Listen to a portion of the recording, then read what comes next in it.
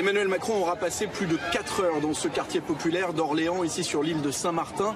1 an après le passage de l'ouragan Irma, les conditions de vie restent très dégradées. Beaucoup d'écoles ne sont pas rouvertes. Les bâtiments, principalement des logements sociaux, n'ont connu quasiment aucune réparation. Le président de la République parle d'une situation inacceptable, mais il affirme que l'État a fait le nécessaire en versant des aides très importantes. Il accuse les bailleurs sociaux qui, dit-il, continuent de percevoir des loyers très élevés, jusqu'à 500 € ici, sans réparer les logements. Il s'engage à mettre la pression sur les acteurs locaux pour que les toits, par exemple, qui sont aujourd'hui béants, soient réparés dans les mois qui viennent. Écoutez. Nous allons mettre la pression sur la collectivité pour que la planification des travaux, compte tenu de nous, l'investissement qu'on met, se fasse de telle sorte que notre jeunesse ait les moyens de faire. Parce que quel que soit le statut, ce sont les jeunes de la République.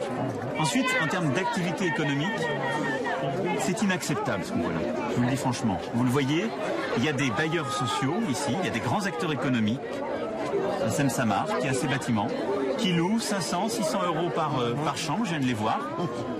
Depuis 1 an, les toits n'ont pas été faits. Ça, c'est pas acceptable. Je pense que dans 1 an, il y aura des toits dans ce quartier. Je pourrais pas revenir tous les ans. C'est la première fois qu'un président, même qui ne sont jamais venus dans leur mandat, vient 2 fois dans son mandat. Mais je vais envoyer les ministres, le Premier ministre de manière régulière, pour faire comme je le fais, les relevés de chantier. Le courant ne passe pas entre l'État et la collectivité locale. Les habitants, eux, se sentent prisonniers de ces enjeux politiques et ils demandent au minimum la réouverture des écoles et un retour à des conditions de vie acceptables.